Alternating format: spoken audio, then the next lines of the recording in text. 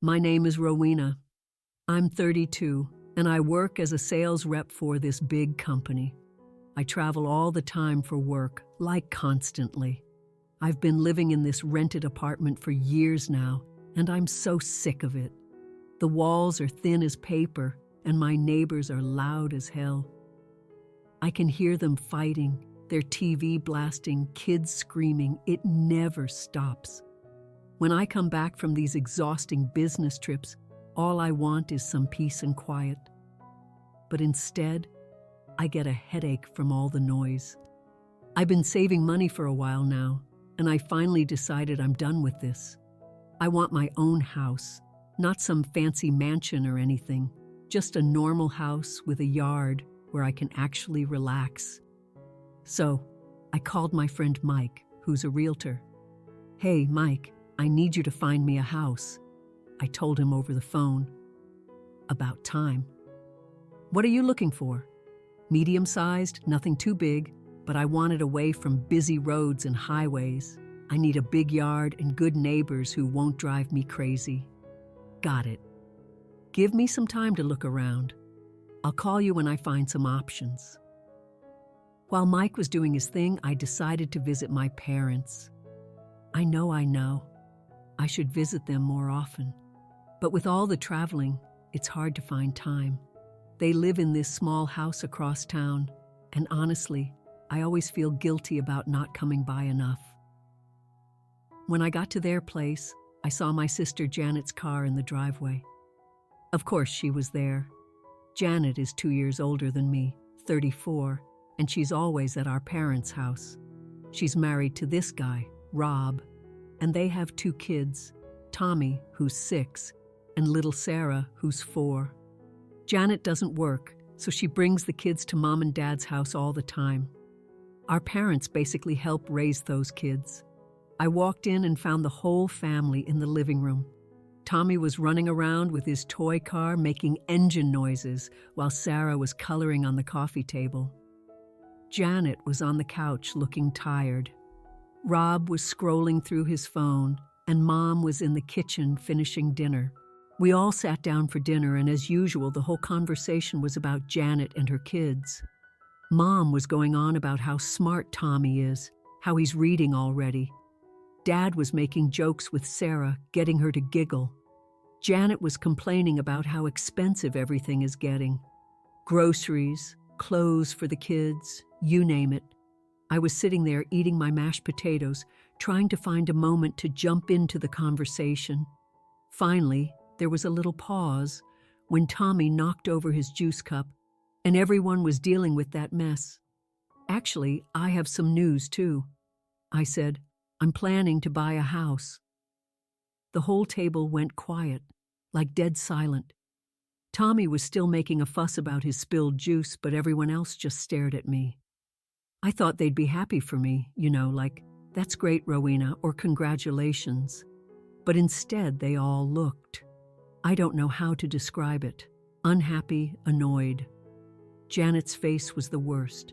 She was looking at me with this expression I'd never seen before. It was like she was angry and jealous at the same time. Then Mom put down her fork and said, "A house? Rowena? You don't need a house? You're traveling all the time anyway. What's the point? You can just keep renting." I was confused. "What do you mean I don't need a house? Everyone needs their own place." Janet jumped immediately. "I need a house way more than you do. I have kids, Rowena. Kids need space to play their own rooms. You're just one person who's never even home." I couldn't believe what I was hearing, Janet. "What are you talking about?" "I'm saying your future house should be mine. I deserve it more. I have a family." I looked around the table, waiting for someone to tell Janet she was being ridiculous, but Dad nodded like she was making sense. Rob nodded too. Even Mom was agreeing with her. "She's right, Rowena," Dad said in this stern voice he used when we were kids and in trouble. "You don't have a family, you don't have children. You work all the time and can't even keep a boyfriend long enough to settle down. Janet needs that house more than you do." I felt like I was in some kind of crazy dream.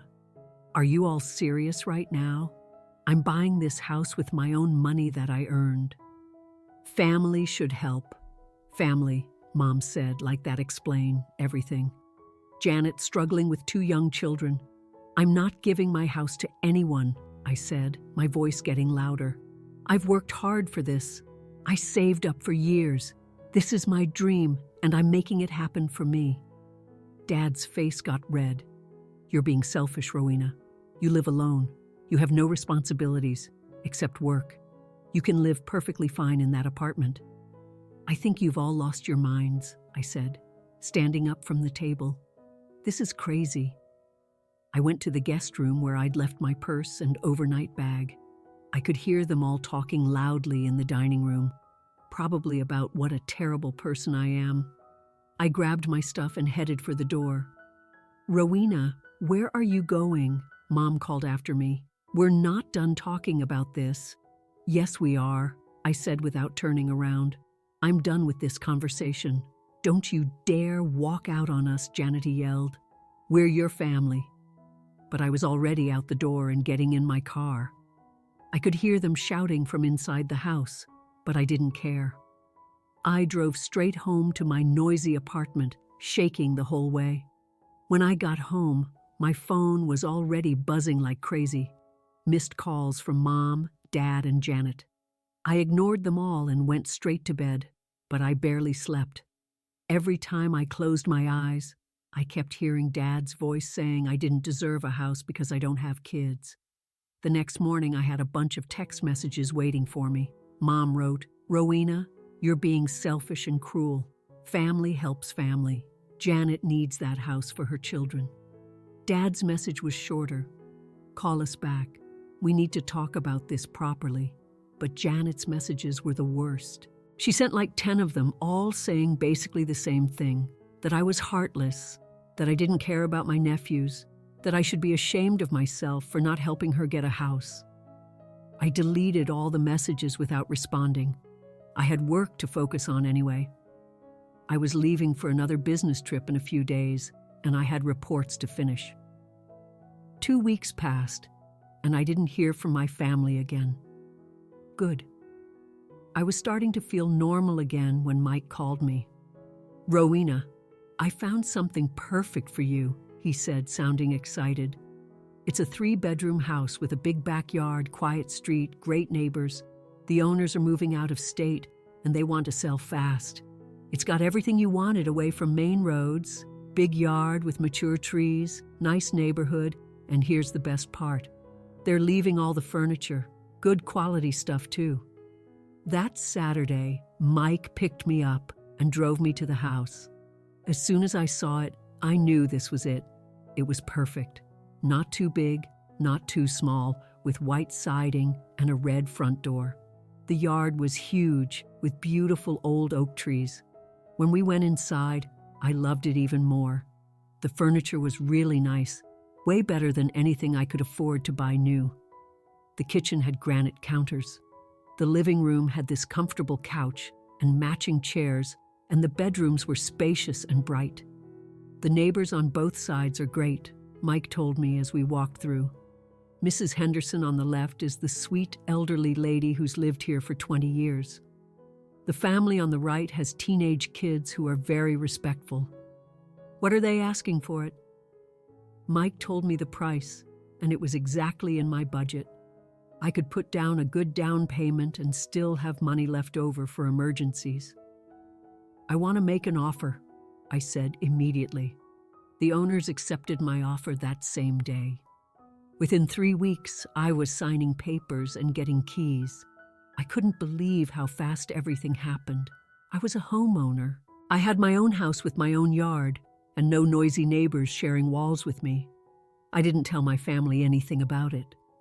After that disaster at dinner, I decided they didn't deserve to know. I wasn't even going to invite them to my housewarming party. Why would I want people there who thought I didn't deserve my own home?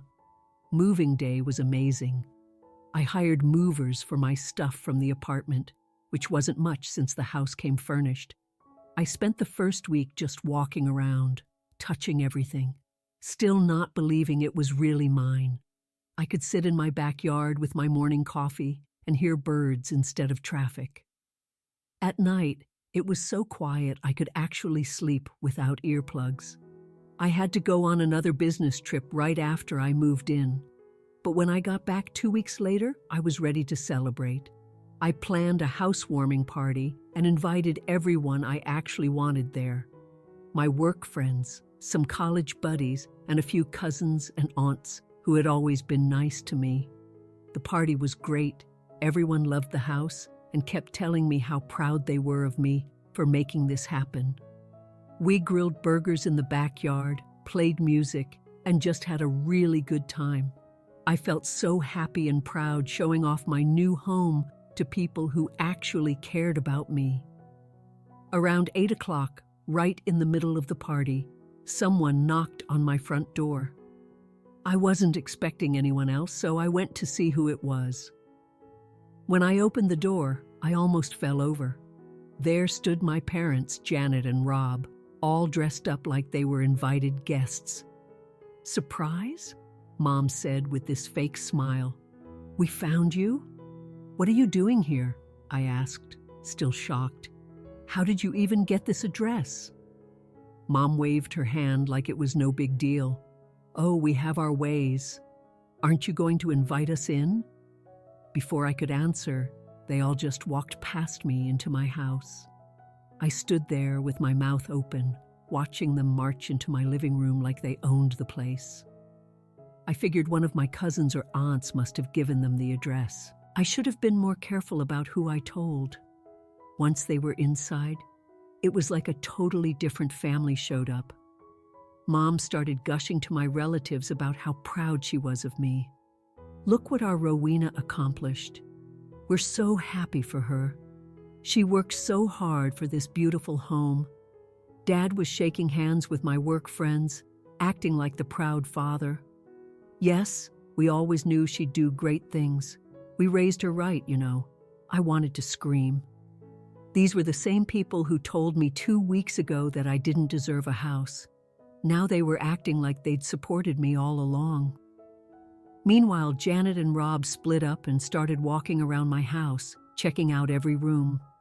I followed Janet upstairs and found her in my master bedroom, opening my closet and looking through my bathroom. Rob was downstairs examining my kitchen, opening cabinets, and checking out my appliances. I felt like they were studying my house, memorizing every detail. It made me uncomfortable, but I didn't want to make a scene in front of my guests. They stayed for about an hour, playing the part of the loving, supportive family. Then they said they had to leave because the kids needed to get home for bedtime. As they were heading to the door, Mom turned to me with this disappointed look. "You should be ashamed of yourself, Rowena, not inviting your own family to your housewarming party, not even telling us you bought a house. That's just wrong." "We had to hear about it from others," Dad added.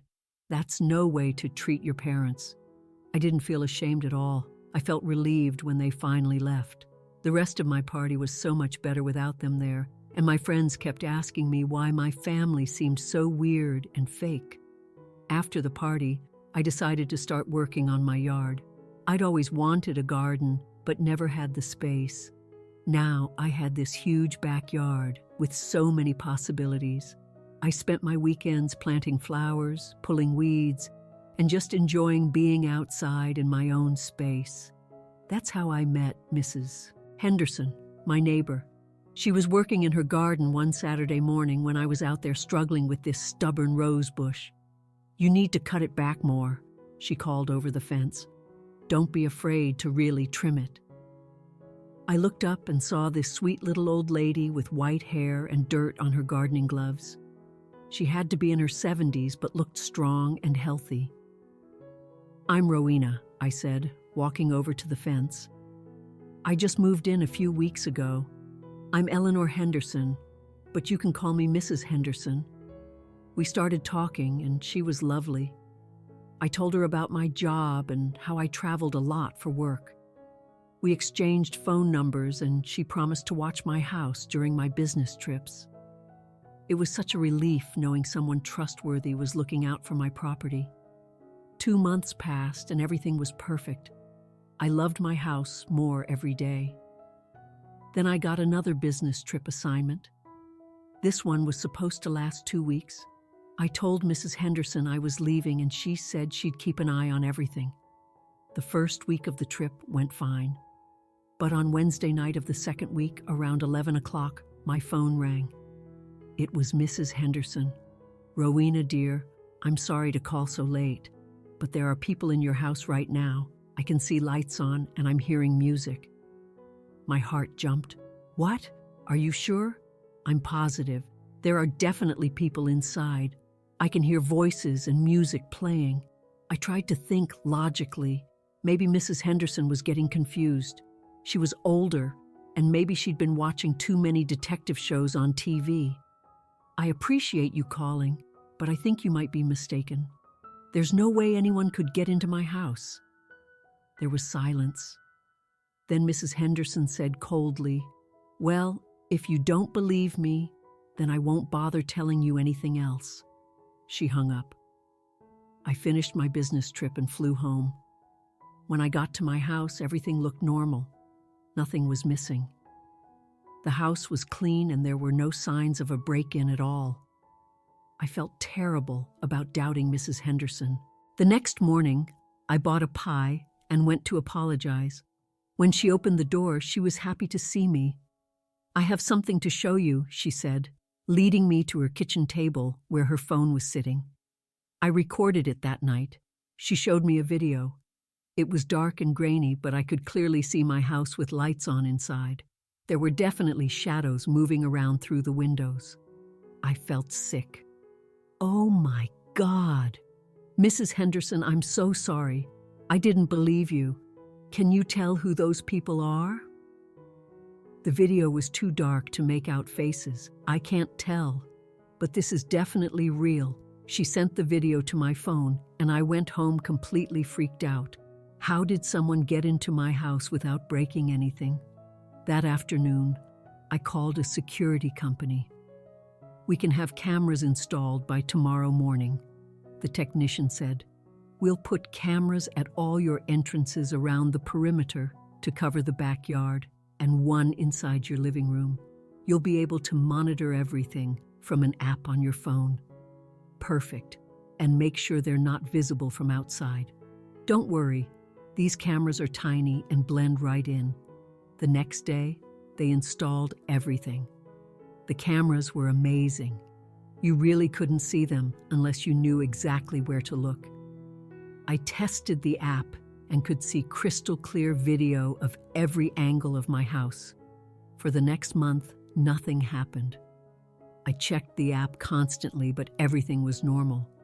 I started to think maybe whoever it was wouldn't come back. Then I got assigned another business trip. This time I wasn't worried because I had my security cameras. If anyone tried to get into my house, I'd see them and call the police immediately.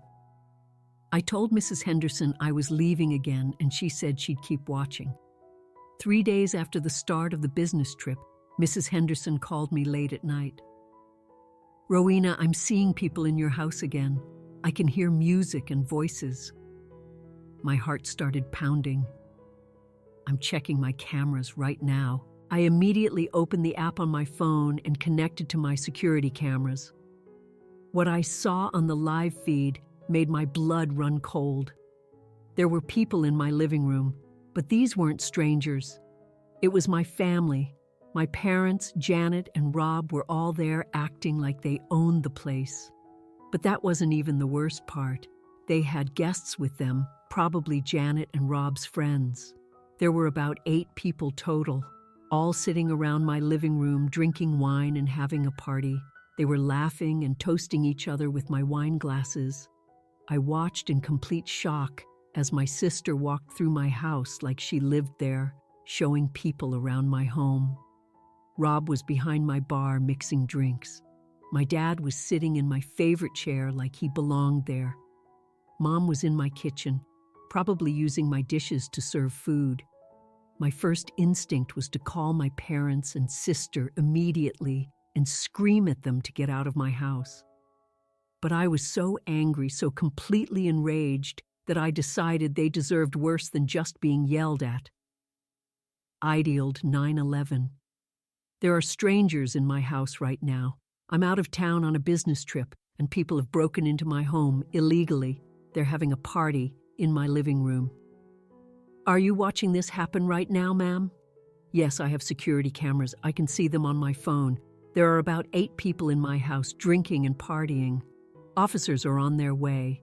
Stay on the line with me and keep watching your cameras so you can tell us what's happening. I watched the live feed from my security cameras while staying on the phone with the 911 dispatcher. My family and their friends were still partying in my living room, completely unaware that police were on their way. About 10 minutes later, I saw police cars pull up outside my house. 2 officers got out and walked to my front door. They knocked loudly, and I watched through my cameras as everyone inside froze. The music stopped immediately. Rob answered the door, and I could see him talking to the police officers. He looked nervous and kept gesturing with his hands like he was trying to explain something. The officers stepped inside, and I watched as they started talking to everyone in my living room. My parents and Janet looked shocked.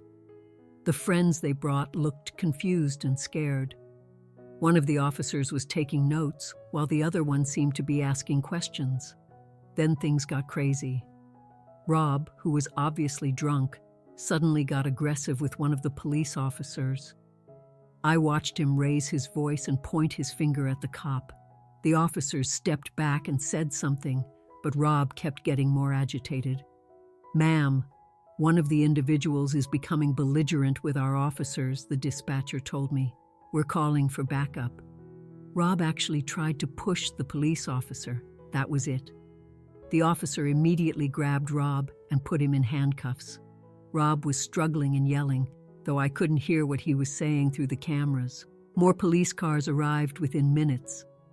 I watched as all the party guests were escorted outside. Janet was crying, my parents looked terrified, and Rob was being led away in handcuffs. Everyone was taken to police cars and driven away from my house. About 30 minutes later, my phone rang. It was a police officer calling from the station. "Ms. Rowena, this is Officer Martinez. We've detained several individuals who were found in your home tonight. They claimed they had permission to be there and that you gave them keys to your house. Is this true?" "Absolutely not," I said firmly. "I never gave anyone permission to be in my house. I never gave anyone keys. They broke in illegally. The individuals in question are claiming to be your family members. They say there's been a misunderstanding. They are my family, but that doesn't give them the right to break into my house. I want them prosecuted to the full extent of the law. We'll be holding them overnight. Then you can come to the station tomorrow to file a formal complaint." As soon as I hung up with the police, my phone started ringing nonstop. First it was my parents calling, then Janet. I didn't answer any of their calls. Then the text messages started flooding in. Mom texted, "Rowena, we're at the police station. You need to tell them this is all a misunderstanding. Call us back right now." Dad wrote, "This is ridiculous.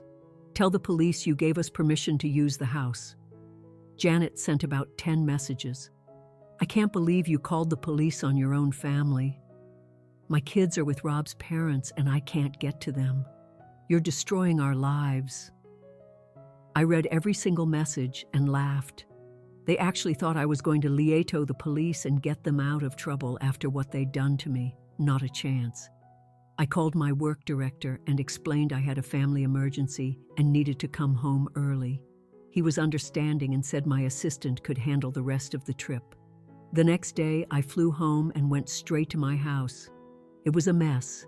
There were wine glasses everywhere, food crumbs on my furniture, and empty bottles in my kitchen. They didn't have time to clean up because the police caught them. Then I went to the police station. My family was still there, and they'd obviously spent the night in jail.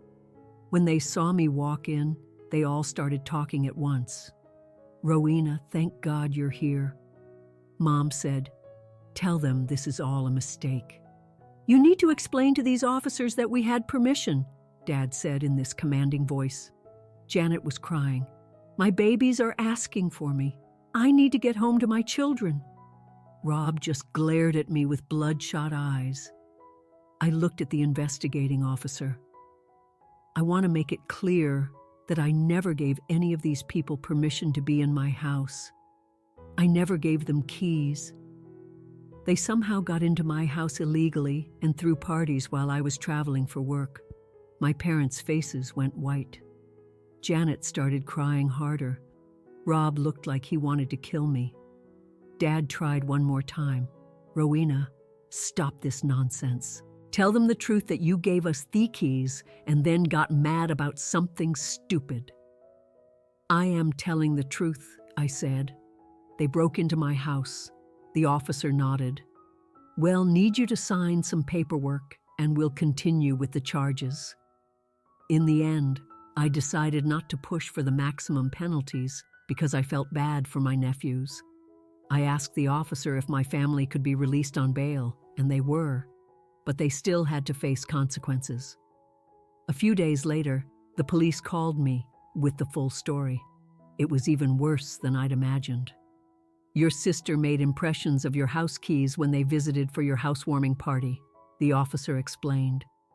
"She used some kind of soft plastic material to make molds, then had duplicate keys made. I couldn't believe it.